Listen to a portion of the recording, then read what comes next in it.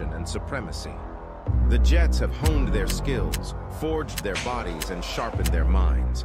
The stage is set, and they're ready to unleash their might. Hey, no friends in the industry. I had to draw the line between my brothers and my enemies. We said 60 minutes. One by one, we're gonna knock it down. Keep it rap. Yeah, you hit us up and now we owe you something back.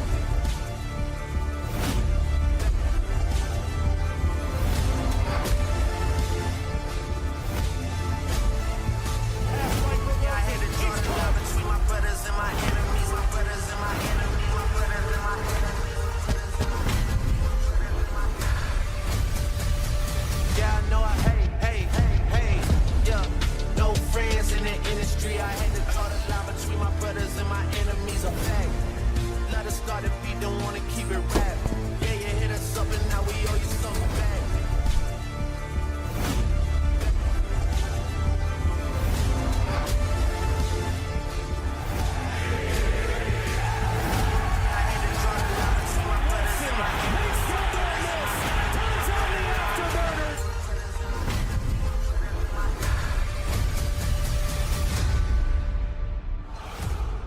We're gonna be great, man.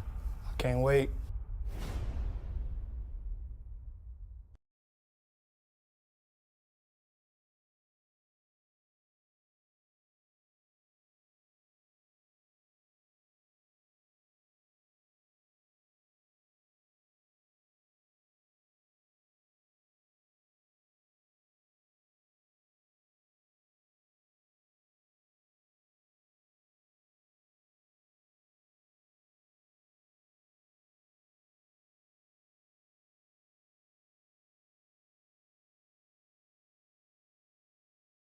Oh, I got my mute on. What is going on, ladies and gentlemen? We are back with another episode of the Fight or Flight podcast.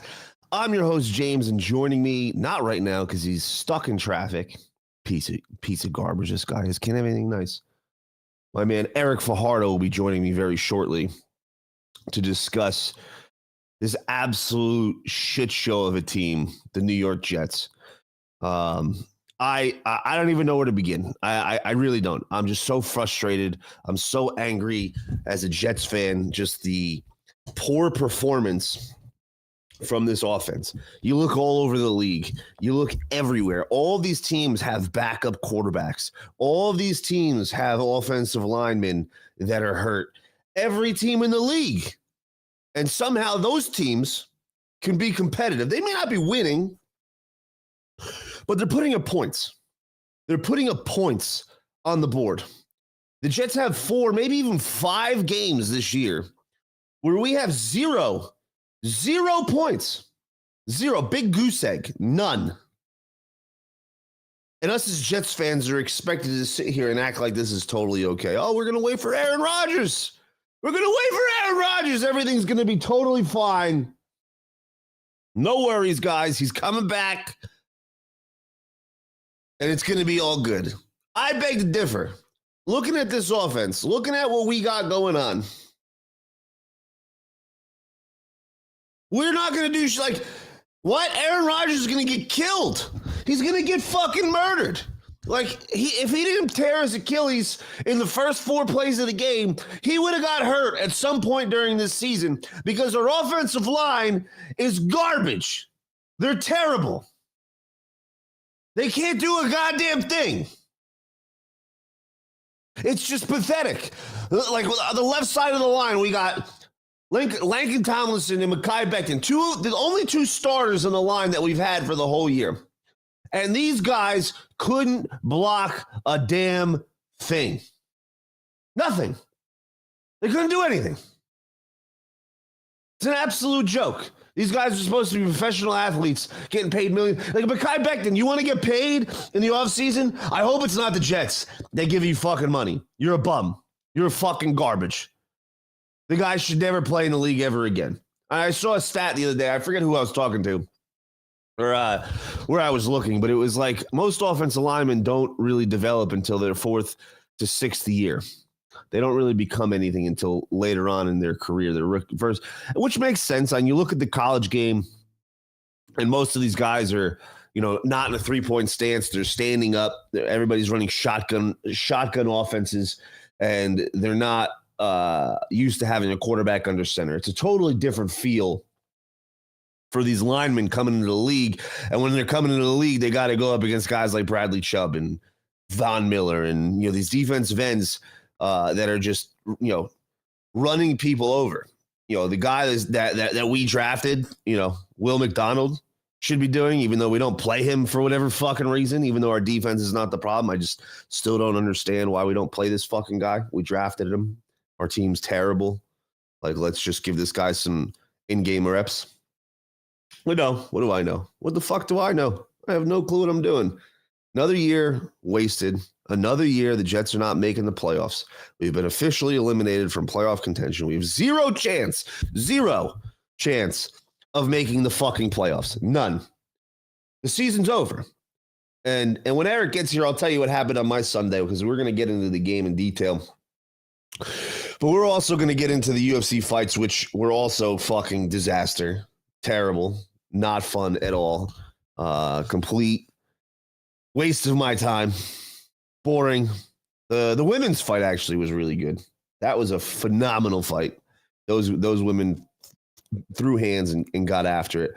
But other than that, the entire card was just boring, terrible. Bryce Mitchell got starched. I felt bad for him. Emmett just got lunch boxes for hands. But other than that, Saturday and Sunday were very uneventful, and I was very much looking forward to this weekend. Like, after our performance last week as the Jets, when the Jets played Houston, and our offense actually looked like we can move the ball and do something. It looks like they figured something out. They were actually doing something. I thought this week, after the Dolphins came out flat, there was a possibility that the Jets could at least be competitive. Like, it could actually be a game. Like, we play the Dolphins every year, and it seems like every year we get one against them. But we haven't won a game in Miami in 8 consecutive seasons. So we haven't gone down to Miami, which, Miami is never really a home game for the Dolphins. The Dolphins don't really have any home field advantage as far as fans go. There's a lot of Jets fans that go down to Miami to watch the game, because who doesn't want to go down in the middle of December to sunny Miami and enjoy a game? I wouldn't mind doing that. So a lot of fans travel to go to Miami. It doesn't matter what team that you're on. It's just like, oh, let's make a trip of it. Let's go to Miami. Like when I went to the Jets Raiders game out here in Las Vegas, there was tons of green jerseys everywhere. And every week, every time there's a game in Las Vegas, there's always teams from the opposing team. Always jerseys from the opposing team. There are tons and tons of jerseys. Like, the Raiders don't really have a home field advantage in Las Vegas. It's not like going to Golden Knights games, which I got to go to the game last night, and that was the only eventful, fun thing about my weekend, was going to the Golden Knights game. And I'll play a clip from that game just because it was so cool. And if you're a sports fan, you'll appreciate it. I'm a Devils fan at heart. I'm not I root for the Knights because I live out here and they're in the Western Conference. They don't affect the Devils at all, but it's fun to go to those games. I'll tell you right now, they have tons of energy. The Golden Knights games are a lot of fun. Eric, if he would hurry the fuck up, we could get going into our conversation about how shitty the Jets are. It was like, if you watched that game on Sunday and you're sitting there looking at your screen, I don't know about you. I said it a couple weeks ago. I'd rather stay in the corner and punch myself in the dick than watch the Jets play. And they somehow rope me back in every time. Every fucking time. Like last week, oh yeah, we look good. We figured it out. Zach's got nothing to lose. He's throwing the rock. He's playing loose. They're letting him go. They're not babying him anymore. They're just, let him sling the rock. Maybe he's, that's what he needed. He needed to just be able to just play. And I don't blame Zach Wilson at all for the loss yesterday. It was not his fault. There's clip after clip. 5 sacks in the first half. 5 fucking sacks in the first half of the game. And you expect Zach Wilson to do something. And he pulled himself out before the halftime due to dehydration. Now, do I blame him? No. He was getting absolutely murdered back there, like run the fuck over, the fumble early on. Oh, there he is. What's up, dude? He's finally here, ladies and gentlemen. It's a shit show out there, bro. flooding everywhere in Jersey. Pouring rain. That's why I moved out of that shithole state. It doesn't rain in Las Vegas ever. I know. Maybe 5 times a year. It's fantastic. I love it. It's not even raining. It's just all the runoff, everything's piling up, and now all the roads are just getting flooded by the minute, basically. Yeah, fuck New Jersey. I hate that place. Glad I don't live there anymore. But Eric. Yes. How was your weekend, my friend? I was just telling everybody about mine. How was your weekend? Pretty much the same as any other Jets fan. Fucking miserable. They line us up, they get us ready, they get us excited again. Tickle our grundle every time. Yeah. I was literally just saying that. You see a great, a 30-6 performance over a playoff team, right? Let's be honest. The Texans are gonna make, they're gonna make it in. And they wins. What do you mean? Yeah, and we get shut out. We get completely shut out. So that's it. That's the season. That's the playoffs. Season's over. It's officially over. We have no playoff hopes. All the talks of Aaron Rodgers coming back next week. I hope he doesn't, but we'll see what the fuck happens. We'll get into that later in the show. And then I'm sure you caught the fights as well, where it's a complete disaster. Yeah. Garbage fucking letdown card. Huge letdown card. I mean, the Josh Emmett knockout was insane. Oh, that was awesome. That was brutal. That's what he does. He's got lunchboxes for hands. It was really, really sad. I like Bryce Mitchell too. It was really sad to see him get knocked out like that. Yeah, scary. Very scary. You don't see that often in MMA. It's good to see him make a full recovery and be able to make a statement after the fight. But that was a huge letdown of a card. Colby Covington did not look like Colby Covington. He looked like he was scared. He looked very stiff. He did not put a pace on whatsoever, which was very odd for him. You expect a guy like that to just constantly be in Leon's face, pushing the pressure, and he did none of that. It was a very weird fight. I didn't like it at all. He looked like he might have got he was hurt or something. Like it wasn't him at all. Even before the leg kicks destroyed his leg and made his leg look roast beef, even before that, he was just very stiff.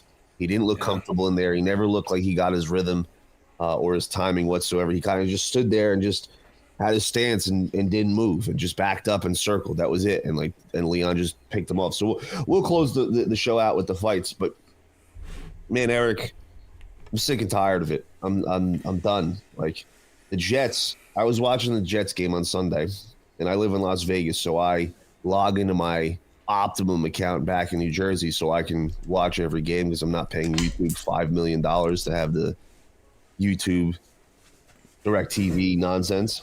Yeah. So I'm watching the game, and I would say 5 minutes into the third quarter, maybe a little bit longer, maybe 6-7 minutes into the third quarter, the CBS came on and was like, "Hey guys, we're gonna go to a commercial, and when we come back, we're gonna go to a game that's a little bit more interesting, and we're gonna send you to the Packers game." Holy shit! And I'm sitting here, I'm watching it, and normally, like in normal conditions, if that was, if the Jets had any chance, I'd be screaming at the television, like, "What the fuck are you doing? I'm watching the Jets game!" And I sat there and I was like, "Oh, you know what? Good. Thank you for helping me out and not putting me through any more pain and suffering, because I couldn't turn it off myself. Like, just as the Jets, it's like watching a train wreck. Like, you just got to sit there and watch it and just suffer through it. And this is miserable. But because they turned it off on me, I was like, good. Now I don't have to fucking watch this. And I didn't even bother looking to try to find another place to watch. And I have a couple sites that I can go to put it on and watch the game. But I was like, no, I'm good. I don't need to watch this fucking shit show. So like from midway into the third quarter to the rest of the game, I didn't watch any of it. I had no interest in watching it. I was so fed up with the performance that the Jets put out there that I was just glad that they changed it. And they were like, "Oh yeah, we'll watch the Packers. It's a little closer. It's a little closer of a game." I'm like, oh, "Okay, that's actually, you know what? You're right. It is a little bit of a closer game." I don't blame you. I mean, I watched every second of it. That's just, I do every single time. And like, still with like, will there be one thing that can give us just like a little bit of hope, just some bit of self-respect, some bit of pride, and it's not there. And instantly media makes us the clown show, deservingly so, I guess. And it's we're getting clowned again, plain and simple, everywhere. I mean, SportsCenter had an Instagram post of Sauce Gardner last year saying next year this time we'll be in the playoffs, and then it was just like the cringe face. It's just like we've had 4 or 5 games where we have 0 points on the board. 0 in 2023. Wow. In 2023, we have 0 points scored. 0. Yeah. Not a field goal, not a touchdown. 0 fucking points from the New York Jets in 2023, when the average points per game was over 20. Yeah. The Jets can't score anything. And I sit here, Eric, and I watch this performance, and early on in the season, some of those losses that we watched, we're like, we wouldn't be losing those if Aaron Rodgers was our quarterback. We'd win those games. We would have got the win there. The more and more I watch this team and this offense perform, the more and more I think to myself that no, the fuck we wouldn't. Like, no, the fuck we wouldn't. And I said earlier in the show before you got here, Eric, thank God Aaron Rodgers got hurt in the first 4 plays of the season, because our offensive line is so bad, like so piss poor at blocking, at doing anything that they're supposed to do, that Aaron Rodgers would have gotten hurt at some point during the season. And if he had gotten hurt towards Achilles, now or midway through the season, there'd be no conversation of him coming back to the beginning of next year. No, it'd be a totally different story. And this is why, like, at first I was like, you know what, even if we're out of playoff contention, like, bring Aaron Rodgers back, one, to maybe give us hope for next year, give the fans a little tease, like, hey, next year when we have our squad, we're gonna be a force to reckon with. Also to possibly potentially save Nate Hackett's job and show him that his offense can actually work. And Saleh's job, and show him that this is the squad that we're going to go in there. So next year when we're talking, like, when we're doing this in the preseason next year, Eric, and we're talking about this team, unless we make some drastic changes in the offensive line, I have 0 hope, even with Aaron Rodgers as our quarterback, that we're going to be a competitive offense. Like, 0 points. 0. Yeah.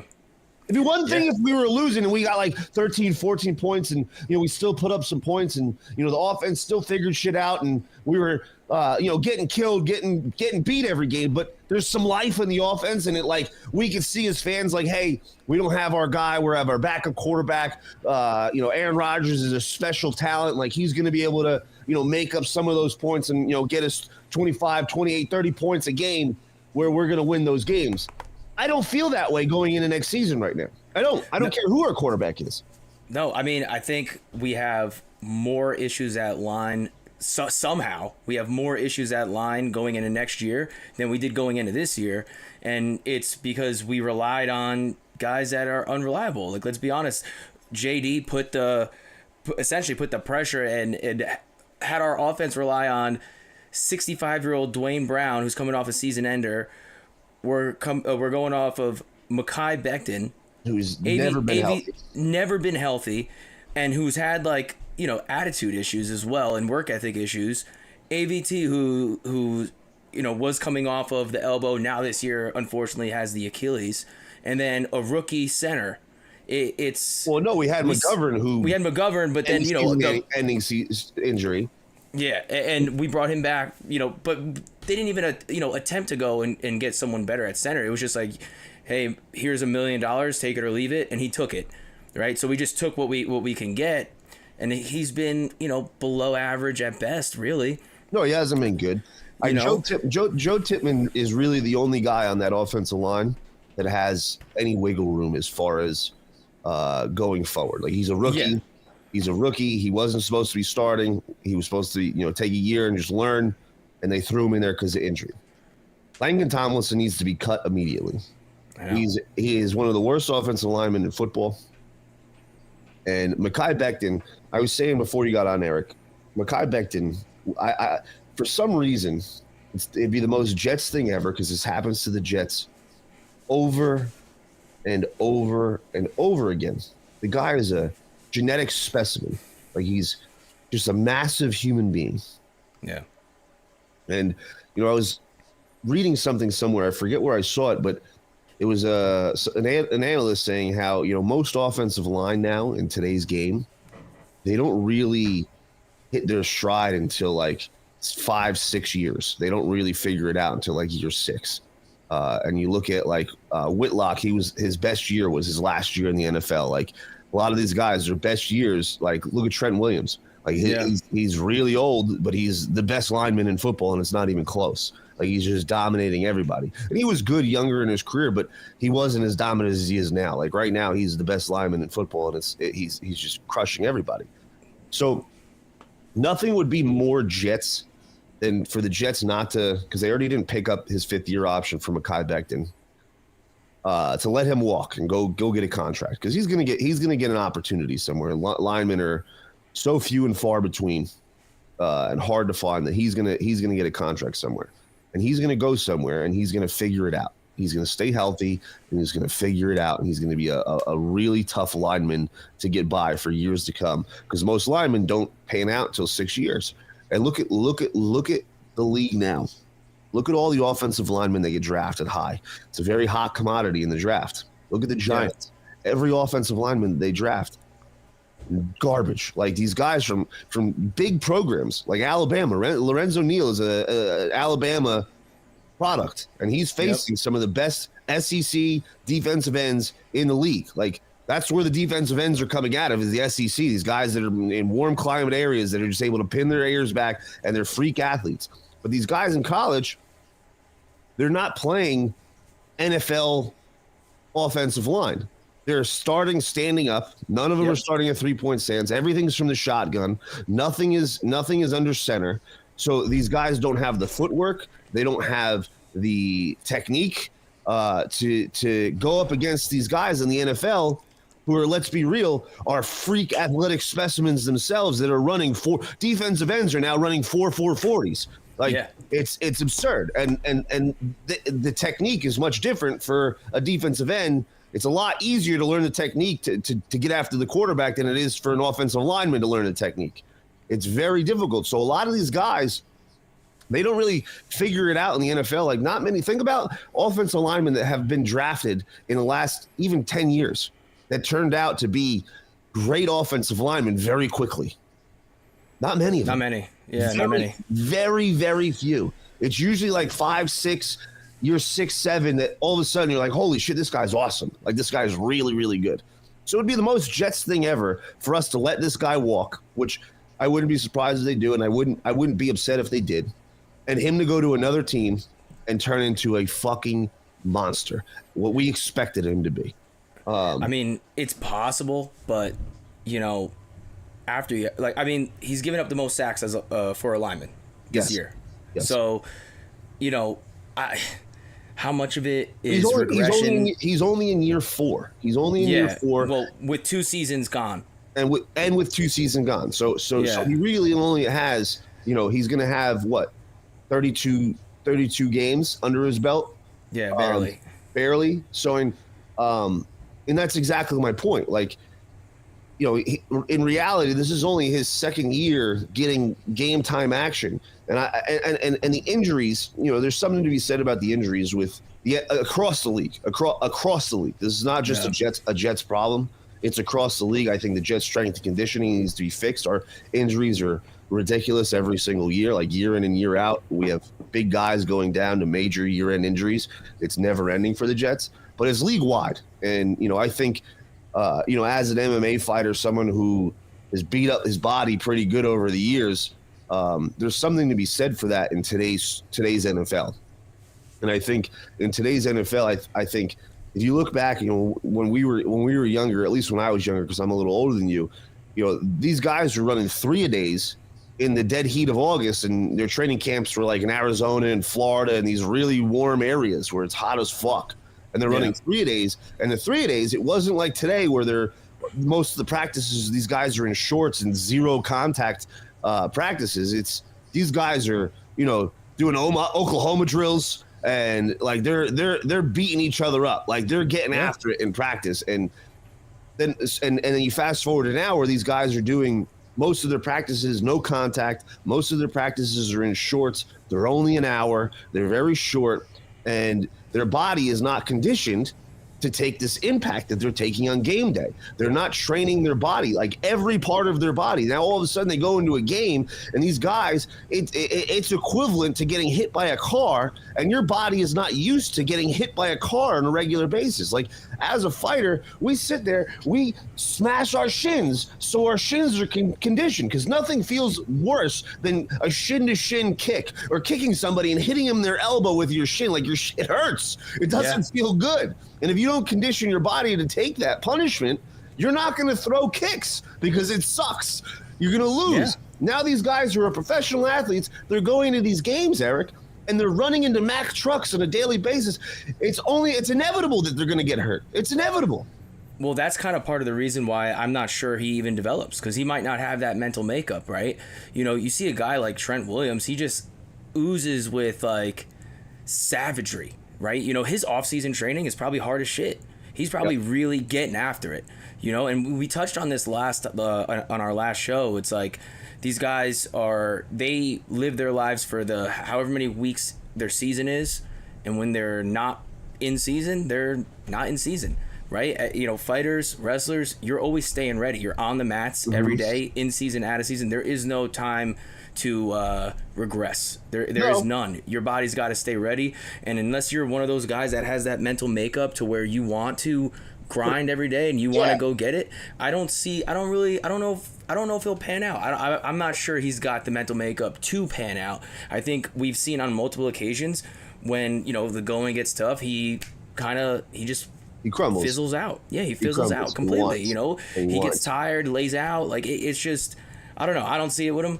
No, I'm with you, but I've said time and time again that, you know, every time the Jets have a big time prospect that we decide to move on from for whatever reason, whether we think he's not good, they always go somewhere else and do well.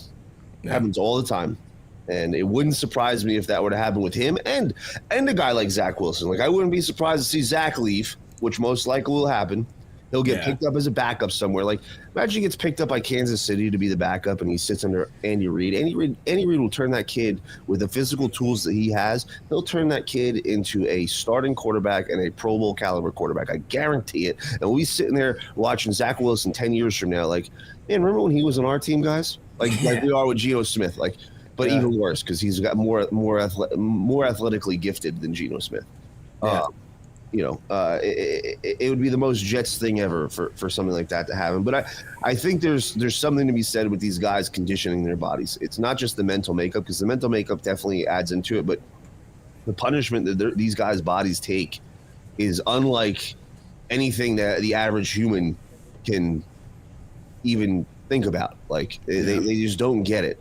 And when you're taking that kind of punishment all of the time, your body is going to wear down unless you can like think about Muay Thai, Eric. These kids, when as soon as they're fucking able to walk, they're literally sitting there conditioning their body. Like, do you think that fighters sit there with their hands above their head and just take punishment to the stomach and just let people tee off on their stomach for fun just because it looks cool? Like, do you think that that's why they do it? Or do you think they do it so that when they're fighting somebody and someone hits them in the stomach, their body is conditioned to handle that? Their body can handle that kind of punishment. Like, I saw a video the other day, Eric. It was, I don't know if I sent it to you, and it was a pro boxer standing there with an average Joe, like a regular guy. And the pro boxer let this average Joe hook him right in the liver as hard as he could. Just fucking tee off. And he hit him pretty good. He hit him pretty fucking hard. Like, you would hear it. He hit him pretty hard. But the fighter was used to taking that kind of punishment. He ate it. It was nothing. Like, he's like, boom, got it. And he's like, all right, now I get to hit you. And he hit the kid once, and the kid just collapsed, crumbled. Couldn't do it. Yeah. And it wasn't because he hit him harder. It was because this kid, the boxer, could withstand this guy's punch. Like, the guy was a big dude. It's not like he was a tiny guy. He put his weight behind the punch. Like, he hit him pretty solidly. And he just ate it. But I mean, that's kind of what I'm saying. It's like league rules, NFLPA, and then league rules, they can't do that kind of training. So you have to have the mental makeup to simulate that as best you can when you're on your own. Yeah. What are you doing on your own time? Yes. And the best, I mean, bro, if you would follow Tyreek Hill, his offseason training, that motherfucker is busting his ass in the heat every day, perfecting his routes. Yes. Studying the playbook. Sprinting. He's pushing his body to the limit nonstop. It's no secret like why he's the best, like the toppers. He's in the MVP conversation, right? No, he might get 2,000 yards. He might get 2,000 yards as a receiver, and he missed the game. So it's like you got to kind of have that, and I don't see it for him. No, I don't see it. I don't see it for a lot of guys on the Jets team, to be honest. No, I really don't. At least on exactly. the offensive side of the ball. You're seeing these guys break, right? You're hearing Lazard's comments. Now, this is like 2 interviews in a row. They ask him about the drops. He says it's a team game. Pussy. They ask him what happened this one. We're out-schemed and out-efforted.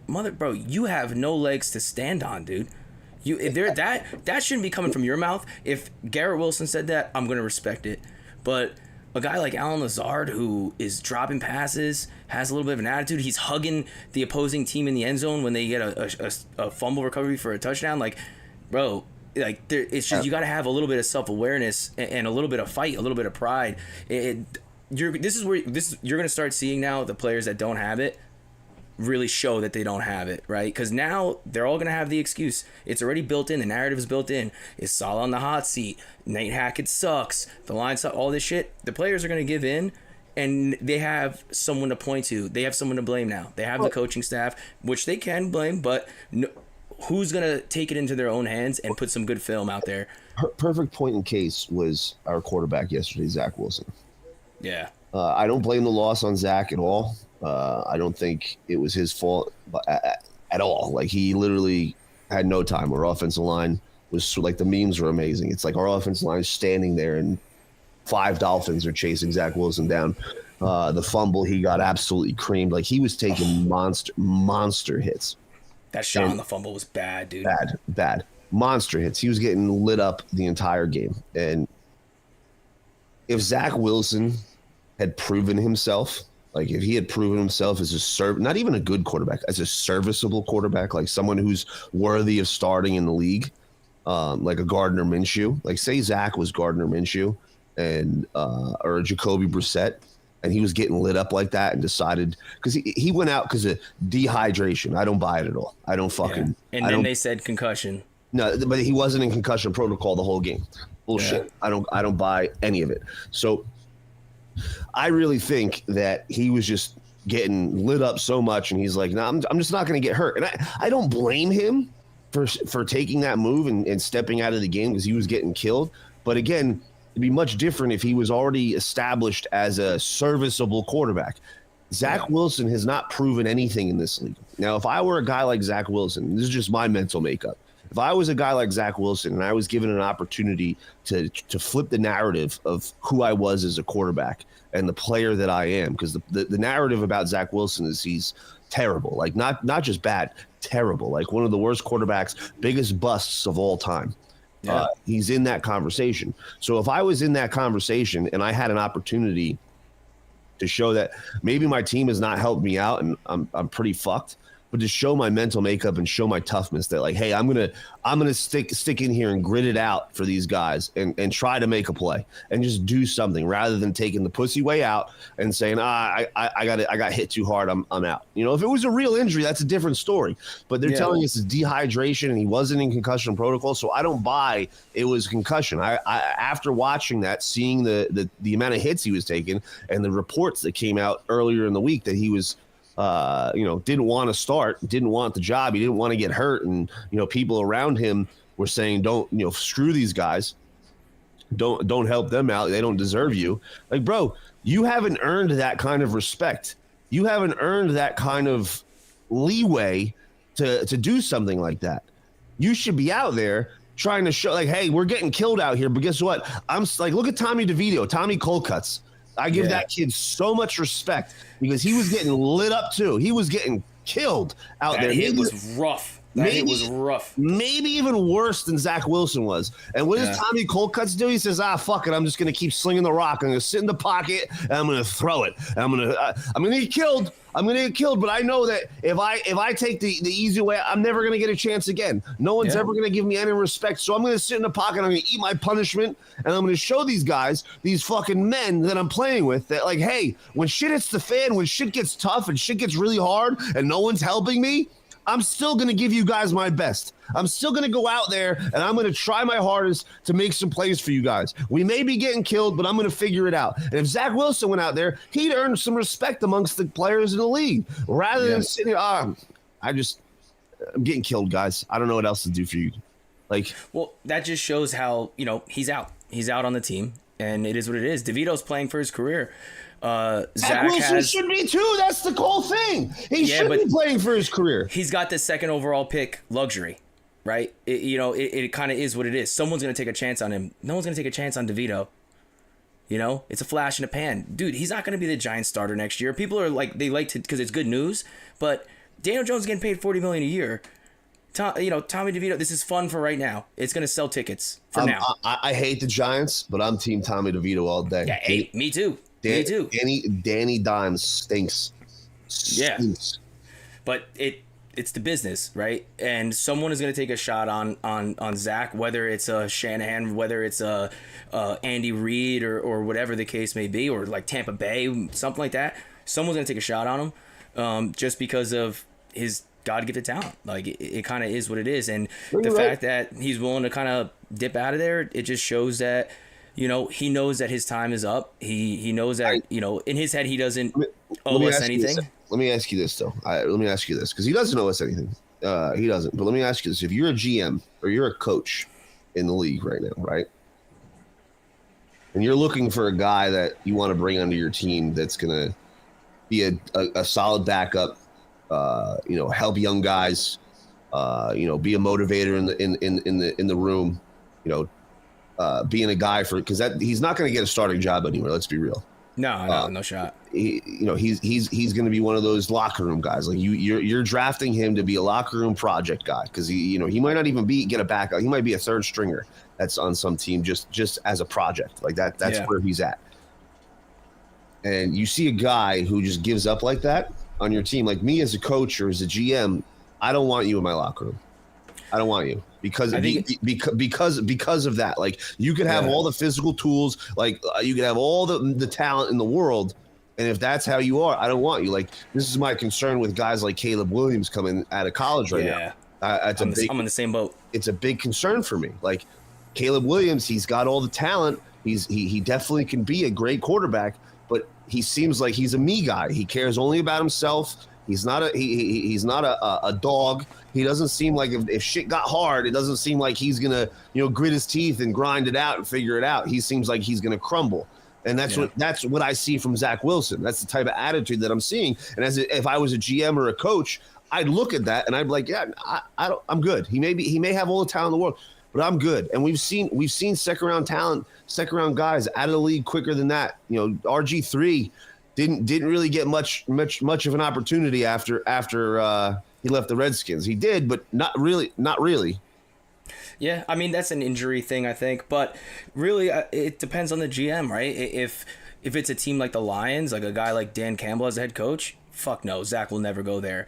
But if it's like a skillful, good developer, someone who's going to look at it like in context, where it's like, the season's over. He's getting absolutely demolished. I don't blame him for not going back in.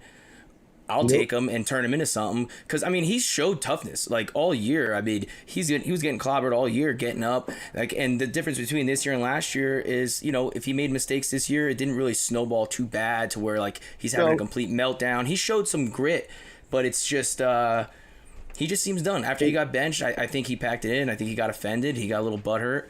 And... I'm sure someone is going to take a shot on him. I'm sure someone is too, but I just, as a GM or as a coach, if I was in that shit situation, I would not want him on the team because of that kind of attitude. Also, factoring in what he said when, asked about the loss against the Patriots, all of those things they add. It's almost like he's a little spoiled brat. and feels like he deserves better treatment, when in reality, I'm not putting this season on him. I'm not. The team, the offensive woes are not. We saw that when they put in Tim Boyle and they put in Trevor Siemian. It's not all. Zach didn't help us. He didn't make us better, but it wasn't his job this year to do that. He was supposed to be a backup the entire year. I'm. It pains me, Eric. It pains me because I've been in JD we trust I've been in that camp for a long time. Like, I want to root for Joe Douglas. I want him to be our GM. Like, we've had so many GMs as Jets fans that I'm like, this guy sucks. Like, even Tannenbaum, who probably put together one of the best teams in my lifetime. I didn't like him. Couldn't stand him. Never liked him. Wanted him gone.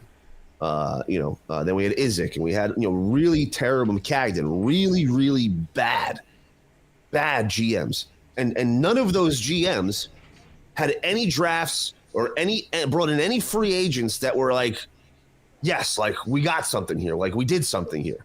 Never, not even 1 year. Like, it was never happened like that. And maybe Tannenbaum with Santonio Holmes, maybe we could say that with Santonio Holmes, but other than that, it really nothing. No one's ever drafted anybody. No one's ever had consecutive years where they brought in good talent. It's never happened. And Joe has done that. He's brought in some talent. He's brought in some guys. He's drafted pretty well. And I want him to be the guy, but it's a huge mark on his resume, a huge gash. When he was brought in, his job, when he got brought in here and got hired, was to fix the offensive line for Sam Darnold. That's why he got hired, was to fix the offensive line for Sam Darnold. And our offensive line going into next year, like you said, is probably worse off than it was going into this year. Yeah. He's been here for 4 years, and we haven't gotten better on the spot he's supposed to make us better at. Yeah. I mean, he's drafted, right? Like, you can't, Mechai didn't have an injury history, even though I could have told you when he was in the draft process, he was going to get hurt. But either way, Mechai, AVT, Mitchell, who's the other guy? Oh, Cam Clark. Like, he's drafted. Tippmann. Tippmann. My thing is, where's the pivot, right? When things go wrong, where was the real pivot? That's the issue. Like, how did we go in just relying on Dwayne Brown and Mechai Becton and AVT? As much as I love AVT, he's been hurt. Like, where is the pivot? Same with the quarterbacks. Rodgers goes down. Zach has one good quarter against the Chiefs, and it's like, we don't need a backup. We turn down Wentz. We don't get Flacco. What are we doing? I don't understand it. And it's not like I wanted Flacco, but we needed someone. And the lack of pivot, and it's like a theme throughout. The offense doesn't adjust. The defense doesn't adjust. It's like a weird, like, trend that you're seeing in all phases of the organization, and it's troubling. And I love Saleh, and I like Ulbrich. I'm just, I don't want them fired. Like, I don't want this staff to go. But if they did, it's going to be really hard to argue otherwise, I'll tell you right now that the only way that I think the Jets should fire Robert Saleh. Marley just got dropped off in the background. Hi, Marty girl. Laying out. My little handicap dog. But the only way that I could see Saleh and Nate getting fired this year, because I don't think it's happening, even though personally I think they deserve it as much as I like them, or at least Saleh.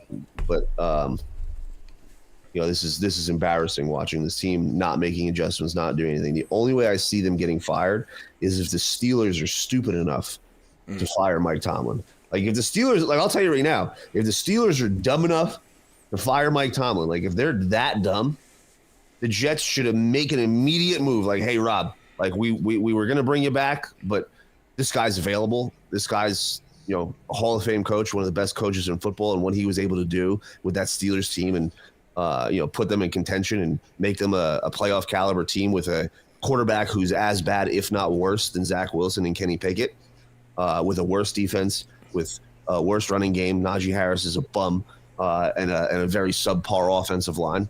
and he was able to get 7-8 wins with this team. And they probably would have competed for the division if Kenny Pickett didn't get hurt. Yeah. Is a miracle. It literally is a miracle what he was like. I literally, looking at that AFC North division, I was like, yeah, the Steelers are going to be in last place. They're going to be fucking get crushed all year. They got to play the Browns twice. They got to play, the Bengals. They got tough teams in that division. It's going to be a tough year for this team. They don't have anybody, and then all of a sudden they're winning games left and right. And I'm like, what the fuck? Why can't we do this? Why can't we figure it out? And they fired. They're winning games. They're winning games. And what did they do? They fire their offensive coordinator. They're like, yeah, see you later. Deuces. Yeah. Well, I mean, they've been 1-3 since, or 1-4 since firing that guy, which doesn't look good. And their offense hasn't been as good either. No, but it's a shit show over there too. Basically, but my point is that Tomlin was able to figure out how to win games with this team, and he was able to make adjustments to win games with this team, and put themselves like they're still in playoff contention. The Steelers, they're still in the dance. Like it's not like that they're completely out of it. If Kenny Pickett comes back and they win some games, they have a fairly easy schedule to close out. It's very doable for them to make the playoffs. And they're in the conversations. The Jets are out. The season's over. Like we're now, okay, now let's lose. Like let's fucking lose. Let's get a high draft pick as possible and see what happens. But that's the only way I could see it possible that the Jets fire Saleh. I think, and tell me right, I'll tell you right now, I'd be over the fucking moon. I'd be ecstatic. I mean, dude, that's a huge hire. That would be massive. Like that's the only thing that I would kind of like be happy with, right? Because I don't think it's smart to blow it up. I really don't. It's just we're in a weird spot. We got Rodgers. Yes. We have it because you got to think if you lose Saleh, now you have a whole new staff coming in. Our defense, all the players we have on defense are built for his system, right? So now the defense is probably going to get broken apart, which is I really don't want to do. I really don't want to do. I want to salvage these young guys for as long as I can with this system because I think it works really well, and I think they're getting better. Mm-hmm. Like they got better at the positions that we were weak in last year, right? Linebackers, and I think we pretty much had better safety play this year too. So I don't want to see that. Yes, but I'm with you. But Saleh's another guy just not making adjustments. Like I just don't get. Like yesterday, no Tyreek Hill, so he can't beat us. They have Jalen Waddle. This guy went for 170 yards and a touchdown. Yeah, like on 8 receptions. Like, why did we not make any adjustments to stop this guy? Like, why didn't we say, hey, we're getting killed right now by this guy, Jalen Waddle, and he's just sitting on the left side of the field away from Sauce Gardner. So maybe we should switch these guys for a minute. Maybe we should just put Sauce on Jalen Waddle. Just do it. Well, Sauce had pretty much the same amount of, he went up against Waddle, I think the same amount, if not maybe like one less time than DJ did. He didn't get targeted.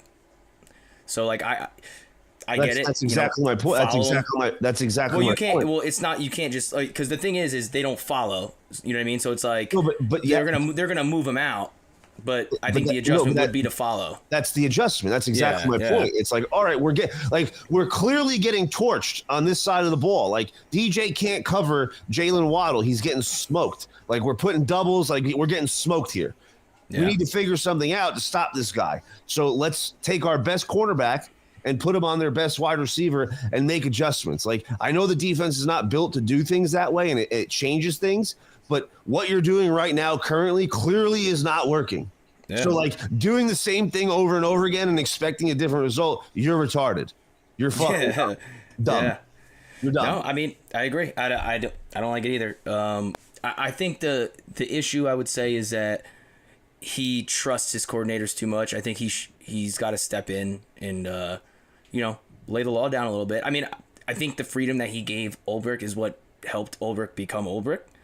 But I do think they got to do something about Hackett. I really do. I think they got to demote him. You can't do it again. There's just no shot, dude. There's no way.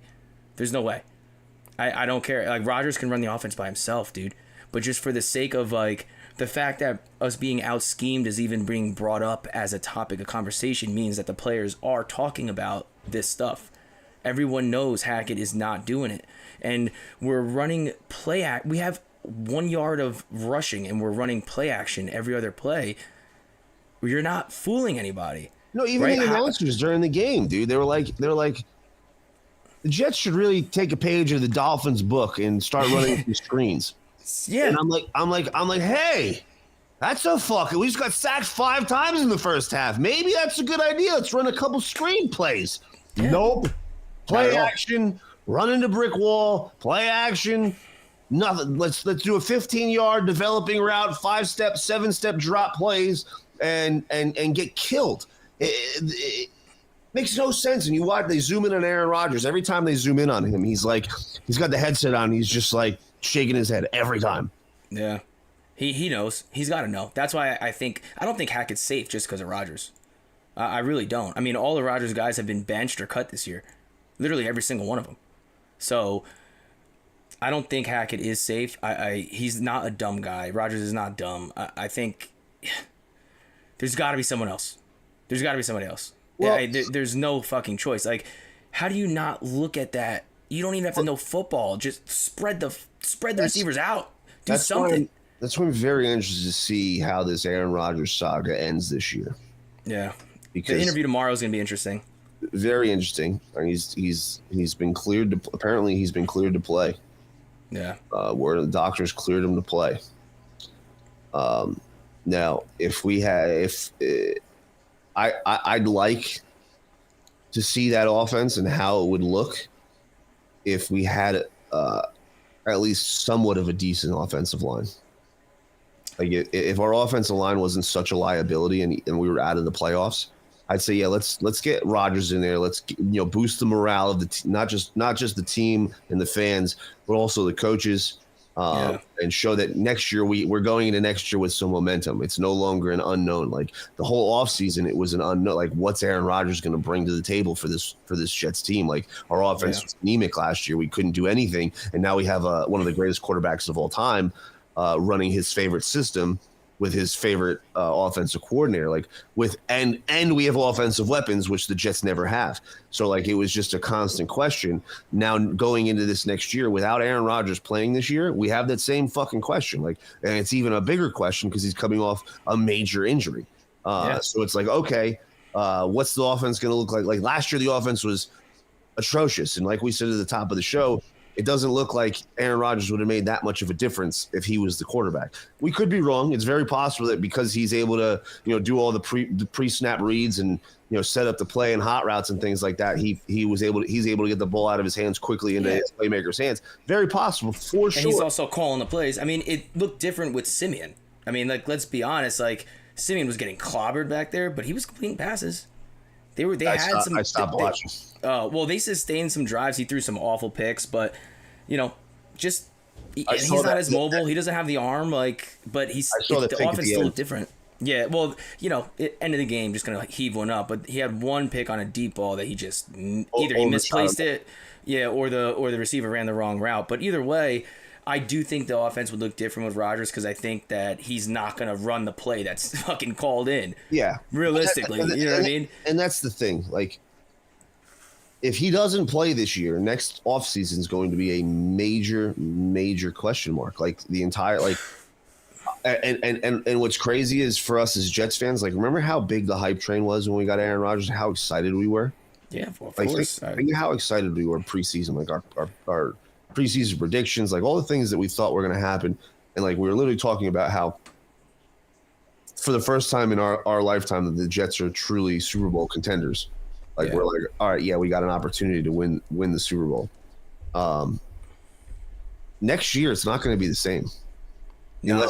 Unless Aaron Rodgers plays this year and lights it up, they come out and looks like Aaron Rodgers and Garrett Wilson's putting up 100+ yards a game and we're moving the ball and scoring touchdowns, putting up 30 points in the last couple games that Aaron Rodgers plays. Then going into next year, it's going to be a huge question mark. It's I hope we get Aaron Rodgers that we've seen, and we better get some offensive line help. Even if we draft, even if we draft the best offensive lineman on the board, Eric, even if we draft him, the way that offensive line has been going, the best offensive lineman has fallen flat on his face their first couple years. Every single one of them. There's not one offensive lineman that got drafted. Christian Wirfs took him like 2-3 years to really make a difference for the Bucs. Yeah. That's out of the – go ahead. They're going to need a proven guy. I think that you're going to have to draft, O-line, especially because you're going to need a pipeline, but you're going to need an established lineman, and you're going to need another receiver. I mean, I don't know. I mean, it's going to be a lot. So word on this, and I hope the rumors are true. I hope the rumors are true that Devontae is going to get traded in the offseason, and the Jets are at the top of that list. Yeah. I hope the rumors are true. Because if we had Devontae and Garrett Wilson on the team with Aaron Rodgers and Breece Hall in the backfield, that's a problem for anybody. Yeah. Problem for anybody. And it would be a great help to Garrett Wilson to catapult him into that top 3 elite wide receiver category. Have a guy to learn from like Devontae. So we do need another wide receiver. There's going to be some receivers available, even if it's not Devontae. There's going to be some guys available. You might be able to snag a guy like Cortland Sutton, T. Higgins, Pittman. Yeah, there's going to be some guys available for sure, and the Jets must get one. They have to, and I wouldn't even be opposed. I like Gibson a lot. Don't get me wrong. He's only a rookie, and I think he's going to get better. He's got good hands. He catches the ball. He's explosive. He doesn't drop passes very often. But I wouldn't be opposed to getting a true every down slot guy who's going to just get 100 catches and get those short route yard catches, because the Jets every single game get into 3rd and 2, 3rd and 4 situations, and they never convert. Never, ever convert. We need a guy that can be close to the line, that could be a safety blanket for our quarterback, like a Randall Cobb for Aaron Rodgers when Cobb was good. Something like that on our team. And that's why I kind of wish we drafted Smith-Njigba. He'd be a great spot for that. And it'd solve a huge need for the Jets, where we're not even using Will McDonald. We're not even fucking using the guy. He's sitting on the bench, and it makes no fucking sense, especially now when we're out. Well, he's flashed a little the last few weeks, but again, the whole season he wasn't even active the first couple of weeks. Bro, he's getting less than 10 snaps a game. He's getting less than 10 snaps a game. The guy should be playing as often, especially now that the season is over. He should be in there every down possible. Let the kid play. Let him learn on the fly. You got nothing to lose. If he gets hurt, he gets hurt. The season's over for us. You know what I'm saying? What are we saving this guy for? He's a freak athlete. Let him learn. And I don't get the personnel decisions. So back to my point with Aaron Rodgers.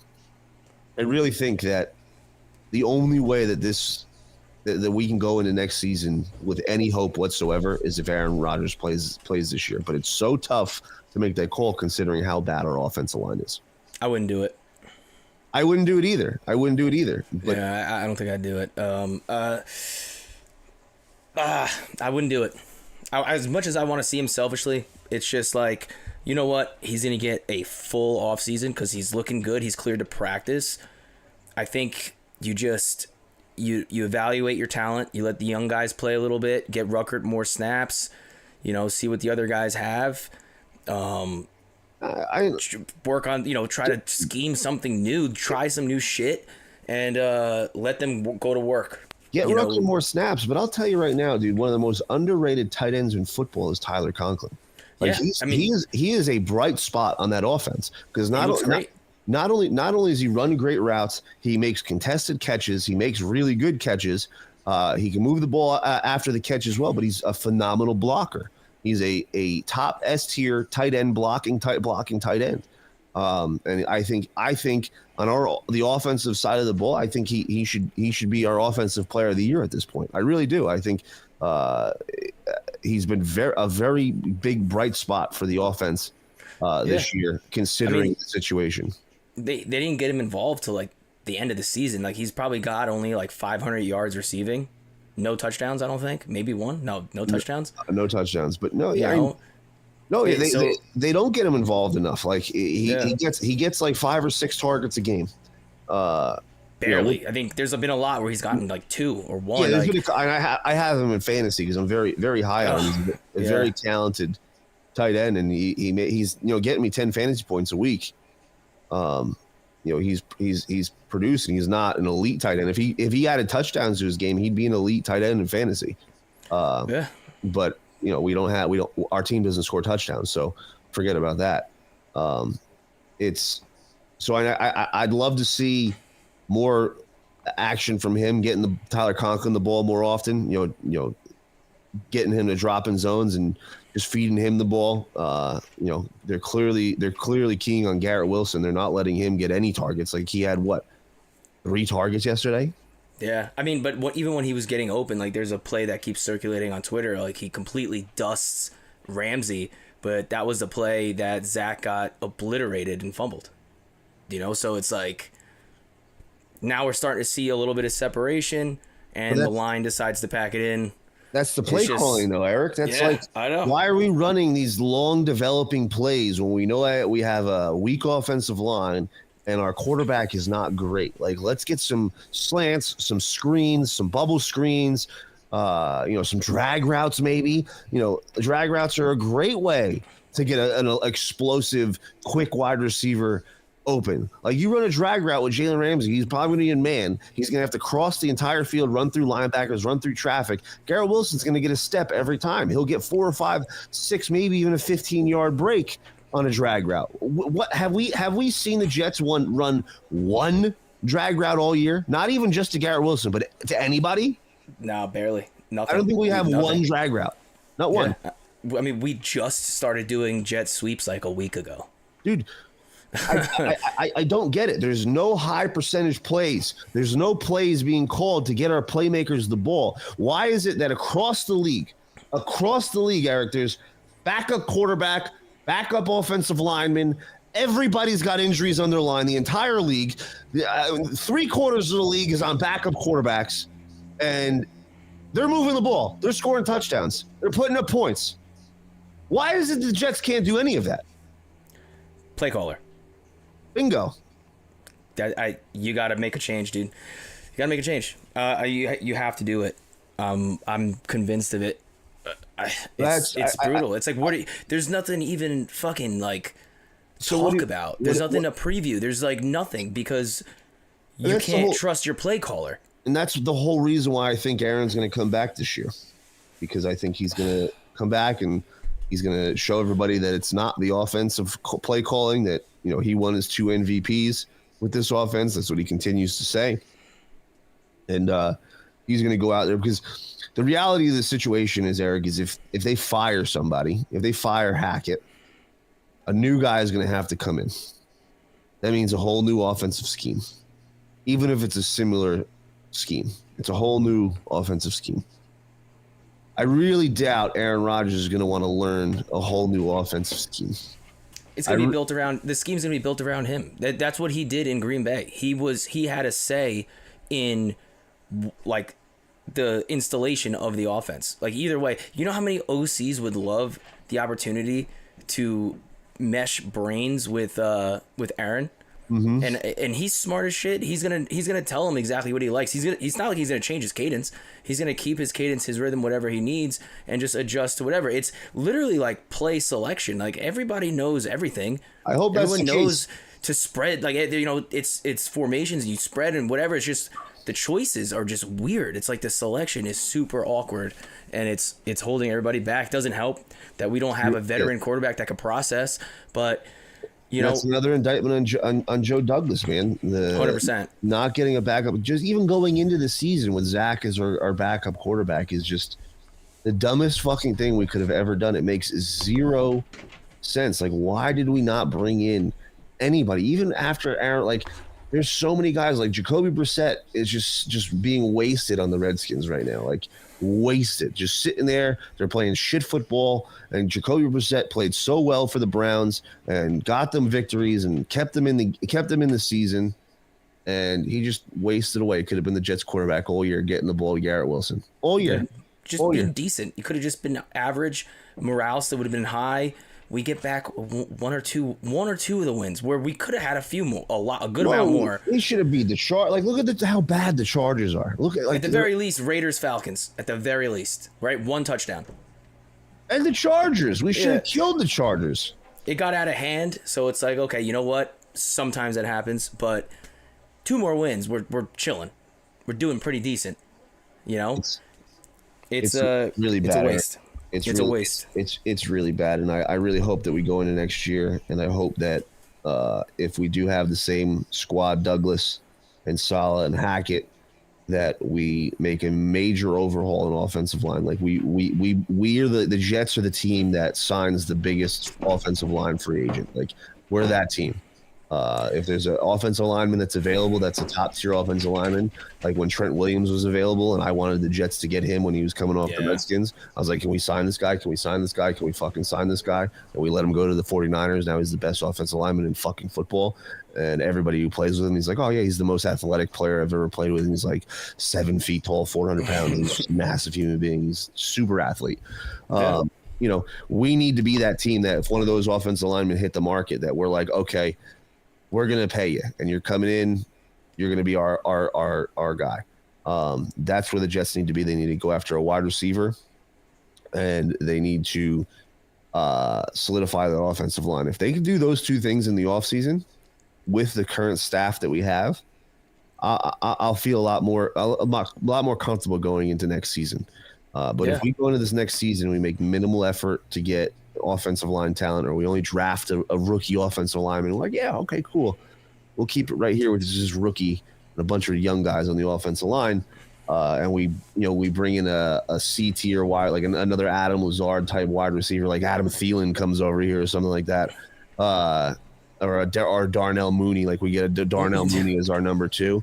And that's our big move in the offseason. We're fucked, dude. We're fucked. Yeah. No, it's got to be big. It's going to be big. Next season performance, if their coaches are still here, the performance of next season is going to determine their job outcome, and their off season is going to determine their outcome. It's no make question. or break in every sense of the phrase. It's, you know, which is awful because you're looking at this year, we get that, you know, Rodgers goes down, we get that first win, we're sitting 4-3. It's like, okay, you know, we can do this. If we're just somewhat stable and we can like get into the first round and get to the wild card.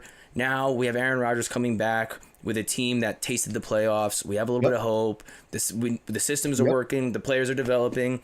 If anything, I would say the one thing you can point to is player development. Besides the line, player development, you've seen guys develop, you know, and that's about it. On the defensive side of the ball. On the defense. I mean, Tippmann is, you know, beginning of the year, do you remember that, you know, everyone was freaking out because he was the 3rd center on the roster and all that, and now he's, you know, our only, you know, reliable lineman, somewhat. You know, it's bad. It's bad. Really bad. No, Langdon Tomlinson was a Pro Bowler for the 49ers. Because he was next to Trent. Let's be honest. he can't block anything at all. Mechai Becton's bust. Joe Tippmann's too young. Bryce Mitchell's too young.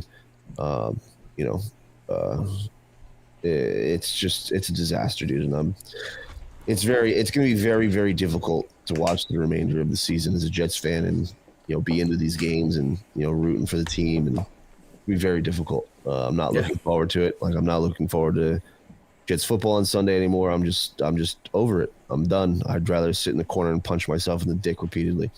Yeah. But I'll be right there. I'll help you. Thank you. Yeah, you can, you know, Johnny Cage it from Mortal Kombat.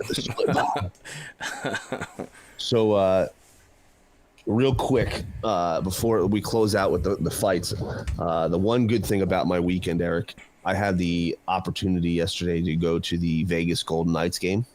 Oh, nice. And I know we're a fight and football show, but everybody's sports fans, and I think they'll appreciate this. So I went to the game yesterday, and it was awesome game.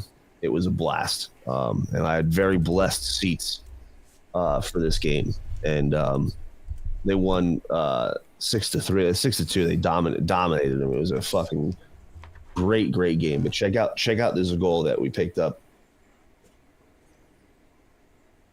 Oh, these are my seats, by the way. Yeah, that's great. Ready, watch. Packed too. Oh, every game, dude. Knights games are different than any other sport. Like I've been to game clinching games in the Bronx to go to the World Series, and playoff baseball in the Bronx is electric. Nothing like a random game. Like the Golden Knights, the energy is electric. Every single game, like a random Wednesday, you're like at a game. You're like, this is the energy at a Golden Knights game. It's unbelievable. And I've never seen so many black people wearing hockey sweaters. It's awesome. No, Knights fans. Knights have a really strong fan base. That's so funny. So check out this. Wrists are off the back of the glass. Ready, watch. Slow-mo. Right in the back of the net. And then ready, watch Barkashev come right up to us. That's sick.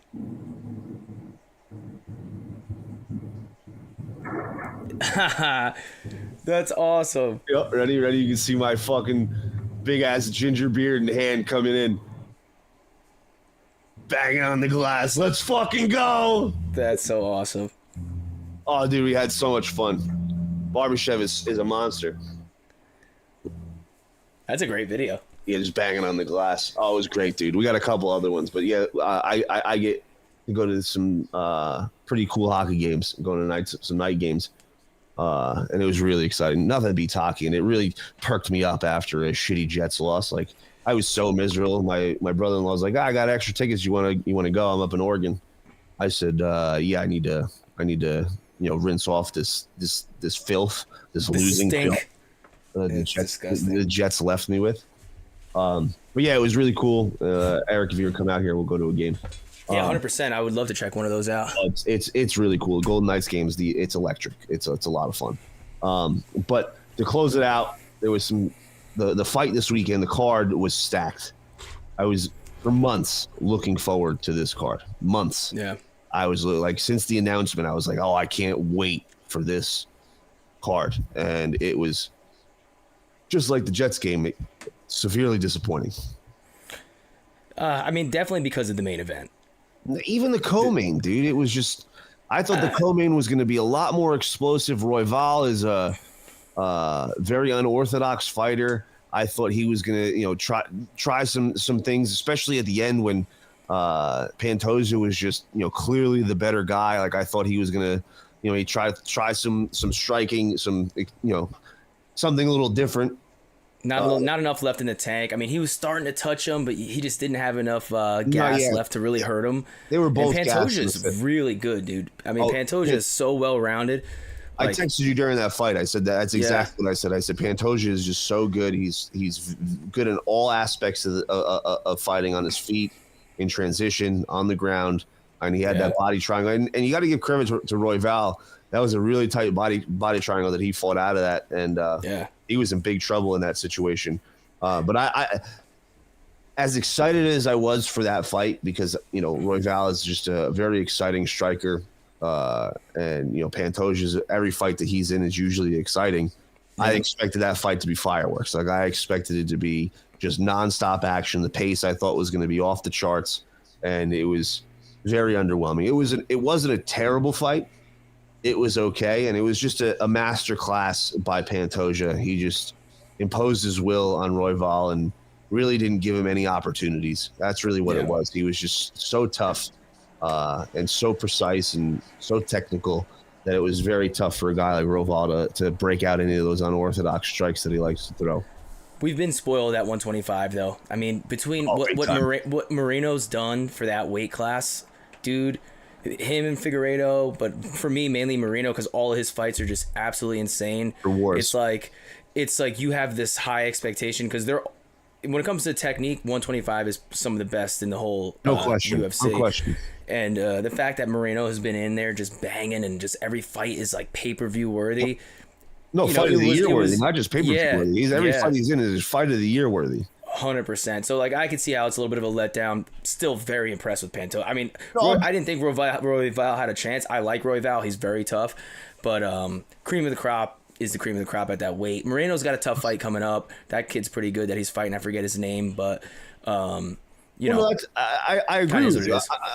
You know, it was a great technical fight by Pantoja, and he was phenomenal. And you know, you're right. He is the cream of the crop and a step above guys like Royval. But that's why I was excited for this fight, because Pantoja, his fights are usually pretty exciting. Like he has a very high pace, a very fast pace in the fight, and you know, him and Moreno, that was a great fight, a very exciting fight. I thought Royval knew that Pantoja was the better fighter, so I thought he might go out there and take some chances and, you know, sit in the pocket and try to trade and you know, maybe catch him. You know, that really was the only thing that I thought Royval would have an opportunity to win the fight. And he didn't really do that until the last round when he was gassed. Like the 5th round, he started throwing. I was like, oh, now he's piecing him up. He's, you know, 120. You don't see knockouts in the 125-pound division. You see a lot of TKOs, but he didn't start throwing like that until the last round. And I think if he did that to start the fight, he might have fell on his sword and went down and got you know, finished. But he lost the fight anyway, and it wasn't really close. Yeah, no, not at all. Not at all. I mean, there's going to be a lot of good fights at that weight. You know, it'll come back around. Royval will get another shot too. His first title fight, you know, those guys, it's the same few guys at that weight. Yeah, 125. Like, that's why it's so upsetting that Mighty Mouse is not there. I know, especially now. Like when Mighty Mouse was there was nobody for him to fight, and now there's, you know, a plethora of guys that I'd love to see him fight. You know, I'd love to see him in Moreno. I'd love to see him in Figueiredo. I'd love to see him in Pantoja. Like, I'd love to see all of those guys scrap with Mighty Mouse. I really would, and it's really unfortunate that the UFC got rid of him for fucking Ben Askren. What a bum! And I get it, because at the time, like, I always people forget that there was so much turmoil with Mighty Mouse and the contract, and he was threatening the UFC to not fight and withhold the title and all of this nonsense. So I get it, but man, we're missing out on some good fights. I'll tell you that.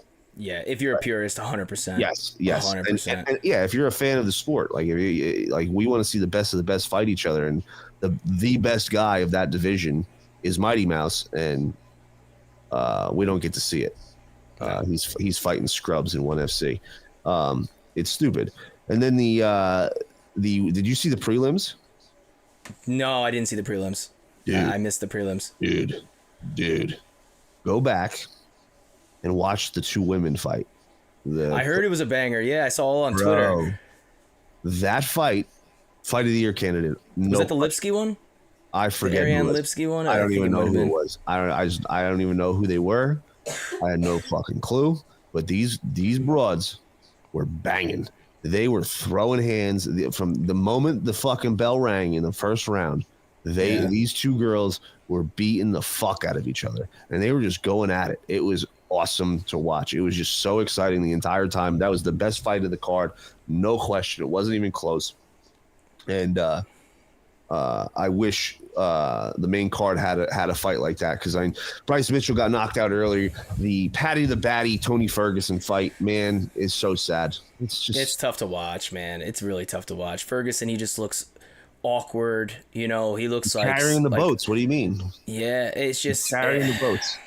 He looks broken down a little bit. He just looks clumsy. His vision looks bad. He just doesn't see the shot. I mean, he used to get hit a lot back in the day, but now it's like there's no response. There's no counter. Like his striking output is not even close. Like if you look at the metrics, it's not even close. I saw a stat the other day about Tony Ferguson's fights. I wonder if I screenshotted it, because it was just so crazy.